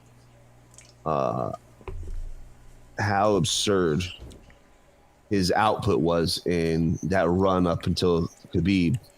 The 15-1 run or whatever it was. And then afterwards, what he looked like. It was terrible. It was so like not even the same fighter. They weren't not even close. And you could see it, man. You could see it. It happens to the best of them, especially the guys that go through all the wars. Like, you remember the end of Cerrone? It was like, it's very similar to where it's like they're like gun shy, and then they're also just awkward. Like they're like not athletic anymore. There's just you could see it's a brain thing, dude. Like it's troubling. You know, Tony's pre-fight, like he does like the double leg knee slide that he does before a fight. He can't do that anymore. I didn't even notice it. His knees are that jacked up. He can't do it anymore. Jesus. I saw a montage video of like all of his fights from like 2015 all the way through of him doing that warm up, and then this one he couldn't do. He did one leg and then didn't do the other one. Yeah, probably from that bullshit Goggins fight camp he had. And fine. Listen. I didn't understand why he went with Tony. You know, the only thing I can think of with Goggins is that you're right. It is a mental thing for Tony. Like Tony is just needs that mental, because he's been in so many fights. His cardio is second to none. Like nobody has better gas than he does.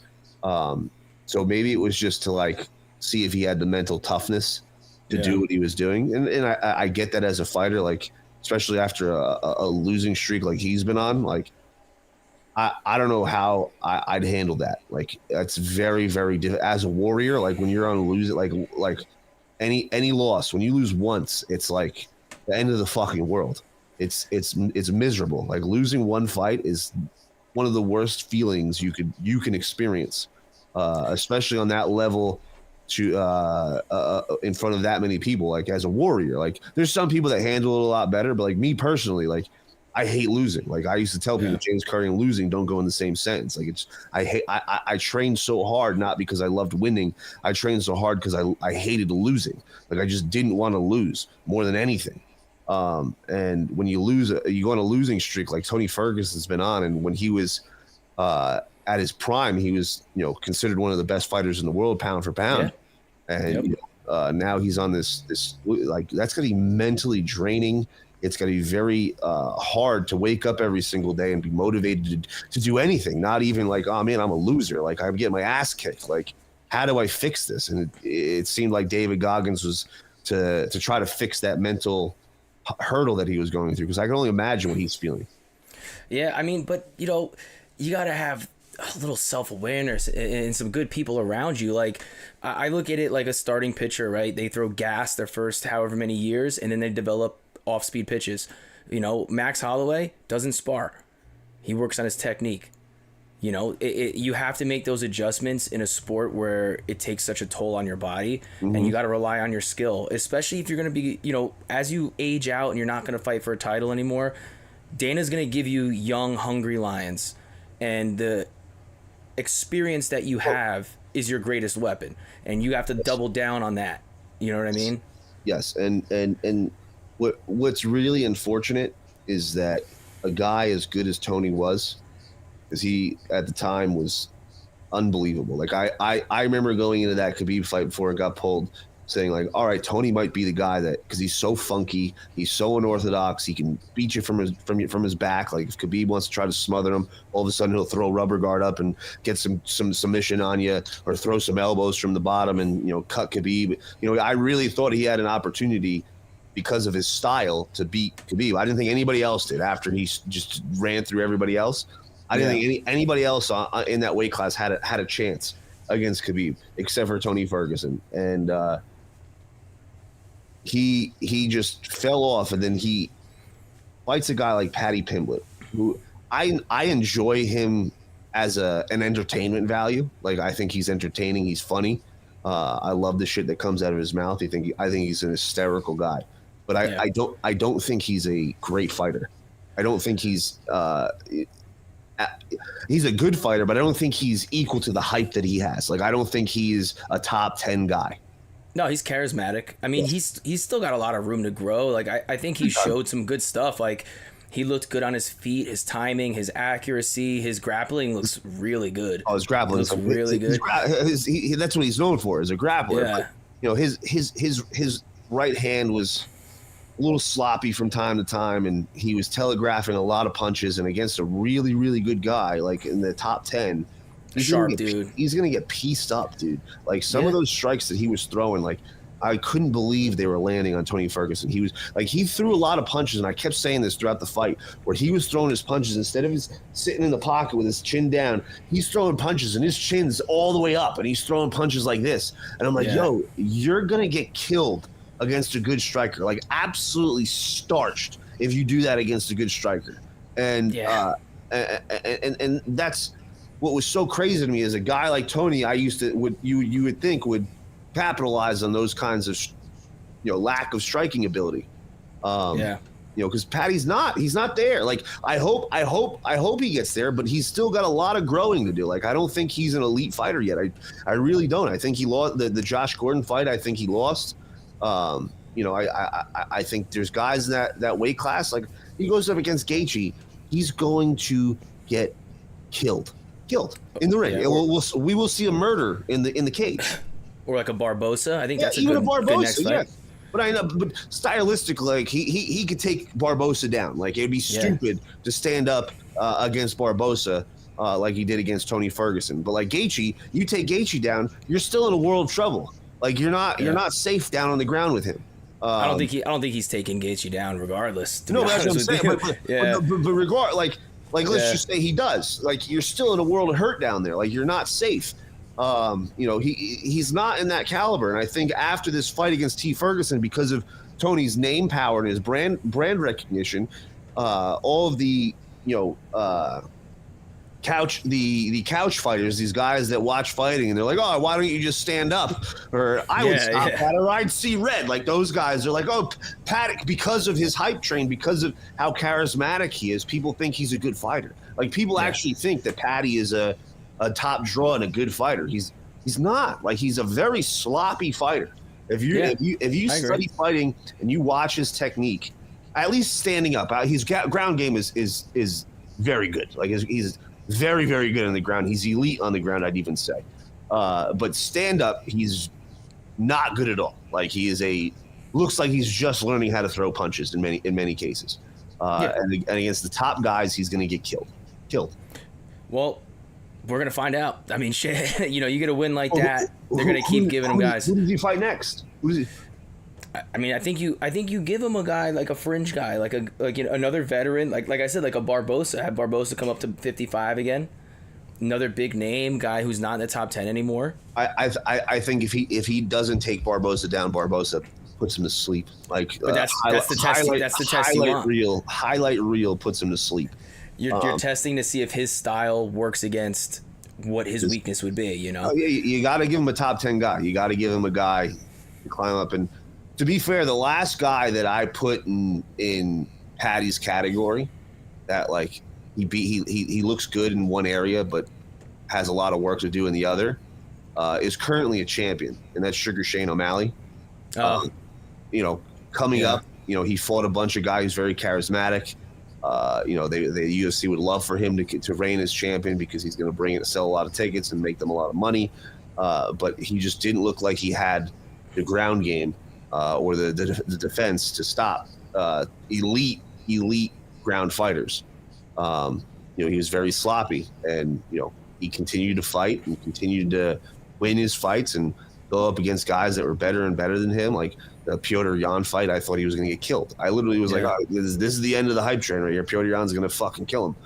And Petr Yan is a phenomenal fighter, a top of the line fighter in that division. And Sugar Shane O'Malley, he proves me wrong. And I hope I could see a similar trajectory for Paddy the Baddy if he can, really fine tune his training. And I think if he didn't, bloat himself up between every fight, and, I know that's the thing. It would be a lot easier on his body, and he could train a lot harder and get much better. But I just don't see him making a championship run. Like, I always just see him being like almost like, a Nate Diaz before he went on that really big tear, like early on in Nate Diaz's career, where he was a top guy. Like, he was always a guy that was in the mix, but couldn't win those big fights, or like a Donald Cerrone couldn't win those big fights because guys are just better at that level. Like, you're really good, especially in one area. Like, Donald Cerrone is great standing up, but the other areas he's not as good, not as well rounded, and that's where he loses these fights. The fanfare will take you a long way, though. You know, that's a role in the UFC, in the company. If you're a guy that sells tickets and you sell pay-per-views. That's why he could be a guy like that, but I think he's got goals to be better. Yeah, exactly. I think he'll develop. I mean, we'll see. I'm excited to see the next test because I do think he looked better this fight than he did in his last. His striking is definitely sloppy, but everyone looks pretty sloppy against a guy like Tony, who's so awkward and just dangerous from everywhere. You, as shitty as he's looked, you do kind of have to kind of respect his little bit of violence. So I think I think he's gonna keep making good money, at least for now. You know what I mean? And when the time comes, we'll see if he steps up when it really matters. That's really the thing. It's all about a moment. That's why I'm very interested to see who his next matchup's going to be, because if they give him a top 10 guy, they're now gearing him for a title run. Like they expect him to make that run if the UFC thinks he might be ready. Because of his hype train, I don't think they're going to give him a top 10 guy. I think they're going to give him a guy like Tony, who's on his way out, who has a big name recognition. And they'll be able to sell tickets to that fight, because I just don't think he's ready for those top tier guys, especially at that weight class, which is a stack. It's a kill. I don't think he should sniff anyone in the top 8 right now. No. But it just adds to a very fun weight class. I always enjoy lightweight. Really any fight that comes on. You know what I mean? It's so you might as well. I like 155 the most because the guys still have the speed of the light guys, but they have some power and they'll put some guys to sleep. The 155 is probably my favorite weight class to watch. There's been some of the best fights in UFC history at that weight class. And throughout the history of 155, it's always been like 1 or 2 as toughest weight class to be champion in, because of the caliber of guys that are in that weight class. But 100%. We got the Shane O'Malley fight coming up against Chito Vera. No, oh yeah, I didn't realize that they made that rematch. That's exciting. Coming up soon. That's going to be an exciting fight. I think Shane O'Malley should avenge that win and get that W. But you never know. I don't think Chito is championship caliber of a fighter personally. I agree. I think he's only getting this fight because of the leg injury that Sean O'Malley got that forced him to lose that fight. I mean, that leg injury was forced. Yeah, from Chito. You know what I mean? And then the accuracy on the elbow that he landed, I mean, that was legit. Your leg injury isn't affecting your ability to dodge an elbow from guard. You know what I mean? Other than that aspect of this fight, I don't think Chito has earned a title fight. Who did he just beat? Did he beat Petr Yan? I don't know. I don't remember who I'm pretty sure he fought someone pretty good. I'd love to see Petr Yan get another title shot. Yeah, he's such a fun fighter to watch. Let's see who Chito just beat.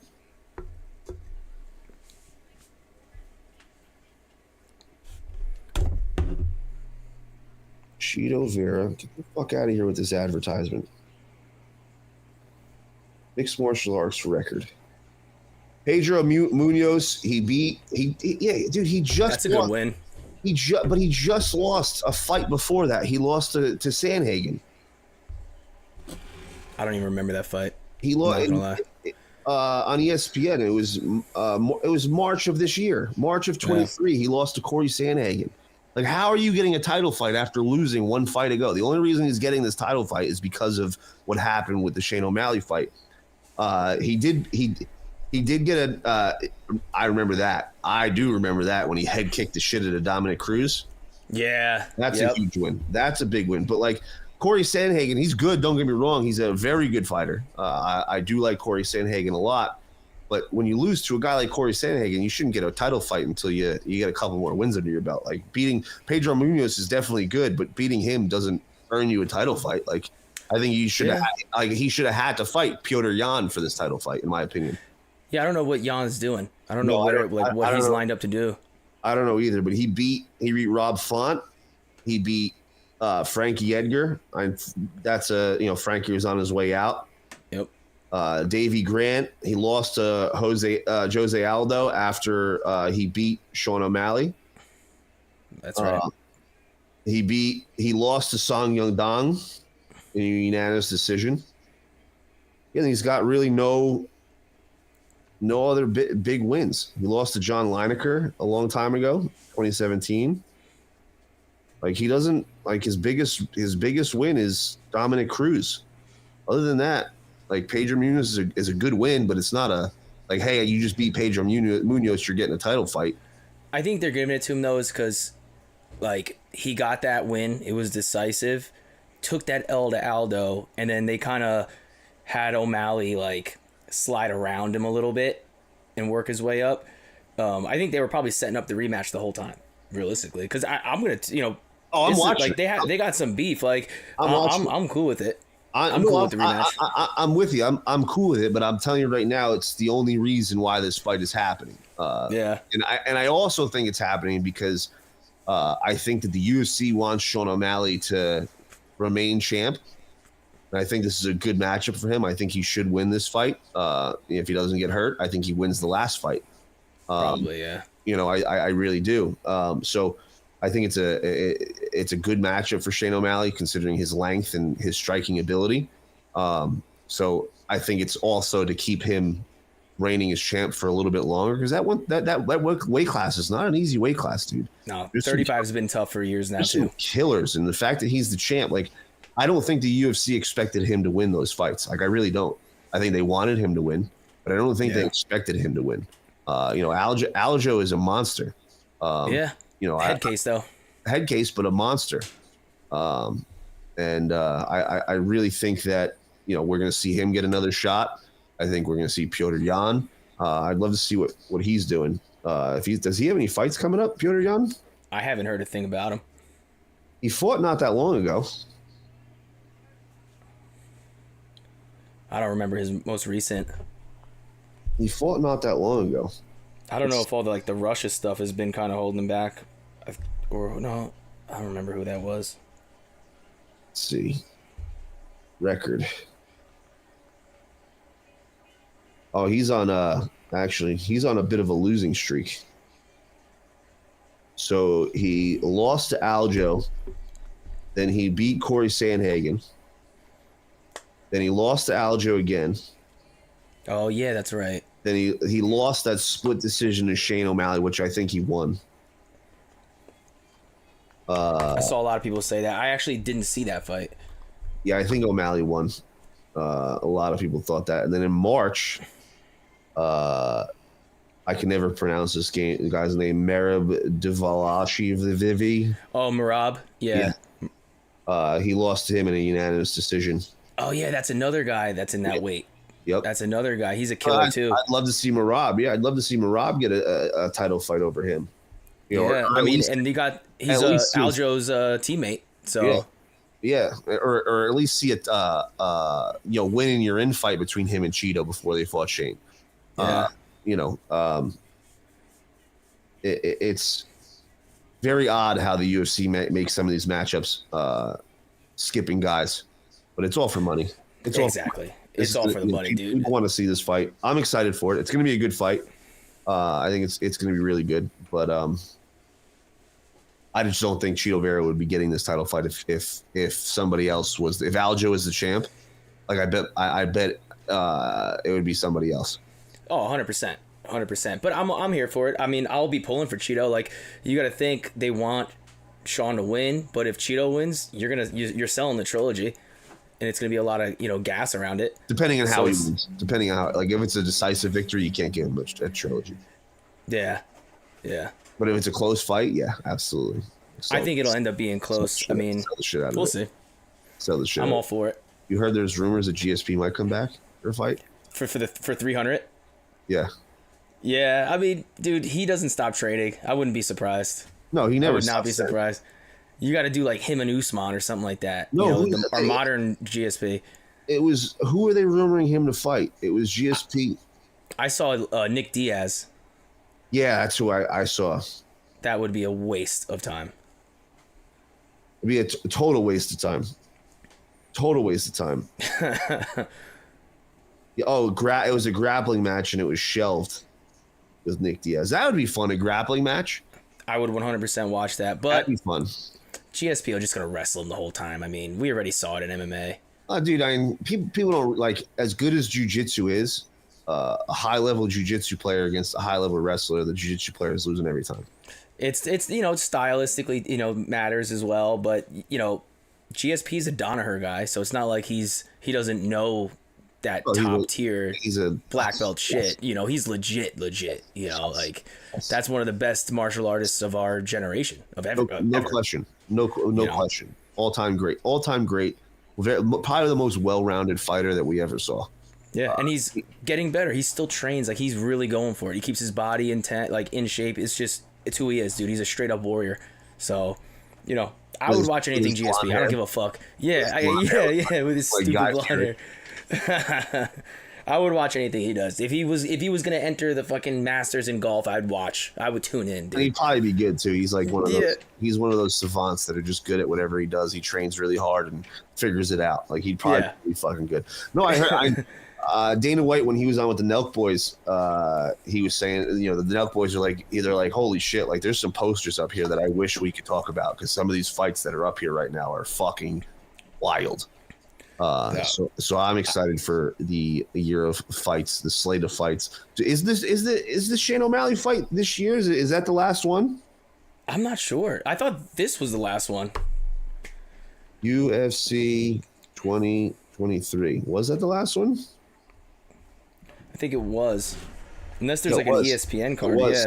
It was. That was the last one for 2023. And then we have 2024 starts off with Ankalaev Walker. Okay. That's a good fight. Yep. Ankalaev's probably going to kill him, but Walker's always fun to watch. And UFC 297. Oh, no. Holy shit. What? 297 is Strickland Duplace. We didn't even talk about that. Oh, yeah. You see these fucking maniacs? That was the best part of the fight. It was the best fight of the night. It's so bad. I don't blame either one of them. I don't blame either one of them. I blame whoever thought it was a good idea to put these guys a row apart from each other. Yeah, that's the dumbest shit. Especially, you can't put Strickland near anybody, dude. No. You can't put him near anybody. He's a psycho. And then, obviously, Duplessis is going to antagonize him. He's a psycho, too. Yeah, they're playing the mind games. The fight's going to be awesome, though. Yeah. They're going to literally try to kill each other. Dude, I'll tell you right now, I am Team Strickland all day. Yeah, I fuck with him. I am Team Strickland all day. He's like the average American. Like, he's just a regular blue-collar guy. You never thought he'd beat Izzy. Never thought he had a chance. Yeah. He outclassed him at his game. And from that moment, I'll never underestimate the guy ever again. Like, the guy looked great. Yeah, and Duplessis is a badass, and he's got crazy power, and he's very unorthodox. Yep. So I'm all for that fight, and I'm digging. I'm cool with the bad blood. It's gonna be. It's not gonna be what the main event was. Colby and Leon. No. They're gonna meet in the middle. So let's close out on the Colby Leon fight because I was very, very upset with that, Eric. I mean, it was the equivalent to how the Jets came out against the Dolphins. No kidding. No fucking question. I don't know if it was ring rust. 2 years off from fight is a long time. It's a very long time. But the way he performed looked worse than ring rust. Like, I've never seen Colby Covington fight like that ever. Like, every single fight that he has, it's nonstop pace. It's like I'm throwing 120 to 170 strikes in the first round kind of thing. That's literally the pace that he would put on everybody that he fought. And it's not like Usman wasn't a good striker. It's not like Usman doesn't have power. He can knock people out. It's not like he hasn't fought guys that can knock people like Masvidal. It's not like he didn't fight guys that have power in their hands and good striking. Granted, Leon Edwards' striking is on another level than most guys. Like, he's one of the better strikers in MMA. But he didn't set up anything. He didn't push the pace. There was nothing behind any of his punches. It was all arm punches. It looked like he didn't want to be in there. He looked very stiff, and it looked like, he was just waiting and standing around. It was very weird. Yeah, I mean, that's kind of Leon's game, though. You know, he's really good at controlling distance. He can hit you at range with his legs. His timing is money. His counterpunching is really good. He kind of freezes a lot of people that try to fight him. But he didn't even try. That's the thing. It looked like Colby was hurt. I don't know if it's the Masvidal incident where he got beat up out in the street and he had to recover from that. I don't know if it's an injury in training camp. Something was off. Because I mean, sometimes fighters just kind of age overnight, but I don't know, man. He doesn't seem like his style. I would agree with that if he went out there and tried his traditional style of fighting, where he's just nonstop pace, not even giving you an opportunity to counter because he's just in your face with punches the entire time. And then setting up takedowns because you're so worried about the 50 fucking punches that are coming. All of a sudden he's taking you down. And I thought that was going to be a strategy the entire time. Like, all right, let's pressure Leon, push him up against the cage, get him worrying about my hands, and then shoot and take him down and control him on the ground. He did none of that. Like his takedown attempts, like even the one in the first round, he had one takedown attempt in like the first 3 rounds, and it was that snatch single that he went for. And it was a very weak, there was no setup to it. It was just like, I'm just going to see if I can get it real quick and go for this snatch single.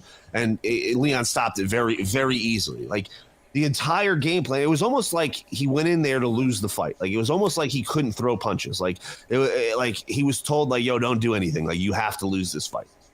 He seemed off. He seemed hurt. Like almost like lower back. You know, like when your back, like you have bad back spasms, you can't really move. Yeah. That's kind of what it looked like. Hey, I'm sure something will come out. But if that's not the case, if he wasn't hurt, if that's just what it was, that's what he is as a fighter now. You gotta hang him up. Gotta hang him up. Done. Yeah, it's Done. a wrap. Don't even bother. It was an atrocious. That was just as bad of a performance as the New York Jets. Like equivalently bad. He got shut out. No offense whatsoever. Everything that he tried was very lackadaisical. It was almost like he gave up. He wasn't trying. It was very unlike Colby Covington. And then after the fight. I loved his support for the president, who is in the audience, who continually just gets an outpour of love and respect at these UFC fights. I loved that, but then he said he thought he won the fight.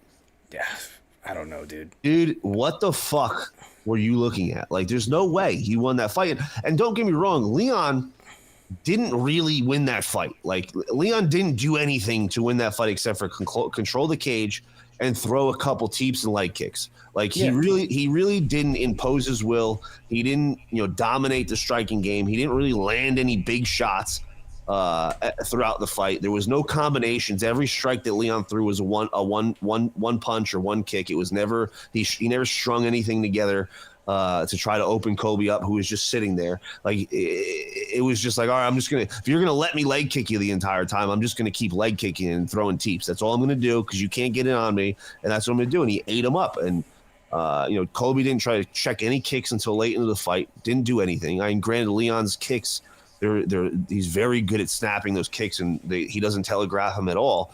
But he didn't do anything. Like he didn't try to catch a kick until late in the fight. like. It was way too late. It's not like Leon won that fight. I think Colby lost that fight. Yeah, I mean, Leon is an extremely disciplined striker. Very. Extremely disciplined. So it's like, if you're not going to, like, draw him out, you're not going to do anything to him. And, you would expect, you got a couple of options. Either you're going to try to, like, jab, pull, and try to draw him in and then like land an overhand or get to your shots, or you're gonna smother him, jab and shoot, cross, whatever you got to do. He didn't do any of that. He stayed at the end of Leon's range and he kept his hands high, so Leon went to the legs. There was no need for Leon to even try to open him up. He let him do it. He knew that Colby was trying to bait him in with all the trash talk at the press conference, so that kind of like he showed his hand where it's like, I need you to come to me. And I think Leon read that perfectly, whether it's his coaches or him, whatever the case may be. Well, yeah, especially with the comments he made the night before about his father being murdered, which is way over, regardless of the situation. I'm all for shit talking. I'm all for trying to sell a fight. That was a very classless move, in my opinion. And sounded desperate. Yeah, I lost a lot of respect for Cole because I loved his trash talking with Usman and a lot of the other guys that he was running. Is like I love that stuff. It's fun. It sells the fight. It gets it gets guys emotional and gets them fight in a different way. But to pull some stunt like that was complete disrespect and a black eye on the sport, in my opinion. It's not something that we want to see. That kind of disrespect, calling out somebody's father's murder right before a fight. It's wrong. I have no problem making fun of guys the way that they look or the way that they act, but a death in the family, you don't do that, man. And no. I didn't even know that until after the fight because I didn't watch the pre-fight interviews. I didn't see any of that. But I'm kind of glad that he lost after that, after hearing that. Yeah, following up with that performance, it's just fucking cringe. Yeah, and if you're gonna talk the way that Colby talks and act the way that Colby acts, and I get it, it is an act. Like a lot of people don't realize that he's only doing this because he was about to get cut from the UFC and needed to make a big change and created this persona that now sells tons and tons of tickets. If you're gonna continue that act and continue that character, you need to come out and have electric performance after electric performance. Like you need to go out there, even in a loss, like even in the Usman losses, both of those losses, we left those fights and we're like, all right, Colby's still a guy. Like he can fight. Like those 100%. Are like, he'll be back. He'll get another shot. He earned another shot. He deserves it.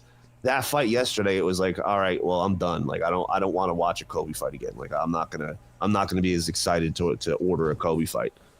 Yeah, we'll see what happens. I mean, it might come out that he was hurt, or he might follow up with a retirement. But that was an alarming performance and very alarming. Definitely lackluster and just all around just a shitty way to end the calendar year of fights. Yeah, not a good way. I wanted to go out with a bang. It's really unfortunate. Well, at least next week we got Jets Redskins and a potential return for Aaron Rodgers. Oh God. Which will be fantastic.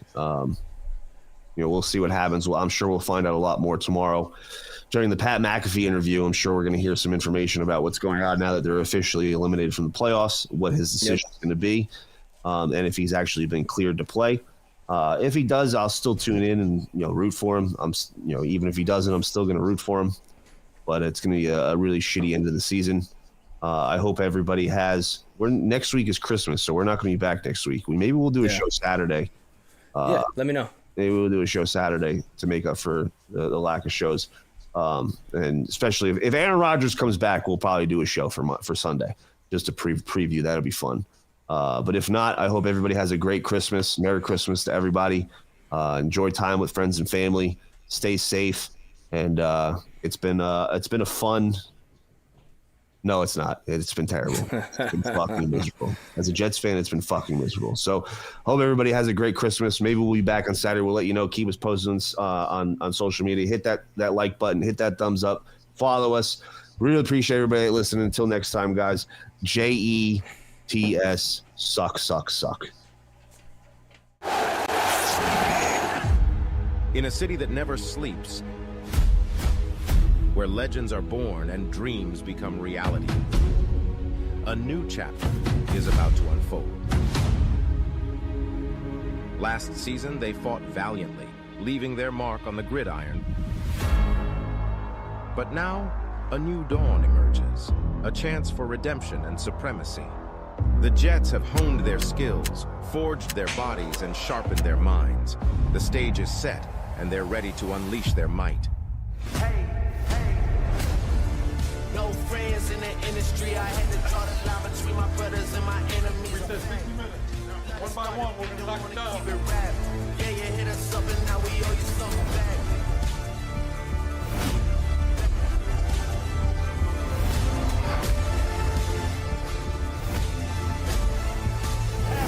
Yeah, I had to draw the line between my brothers and my enemies. My brothers and my enemies. My brothers and my enemies.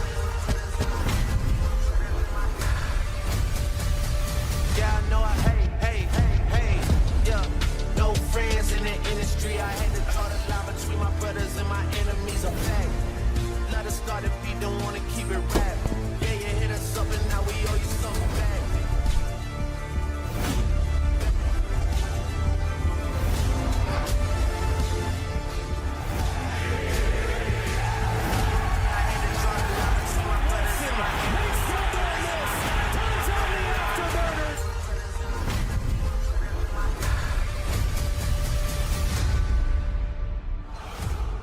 We're gonna be great, man. I can't wait.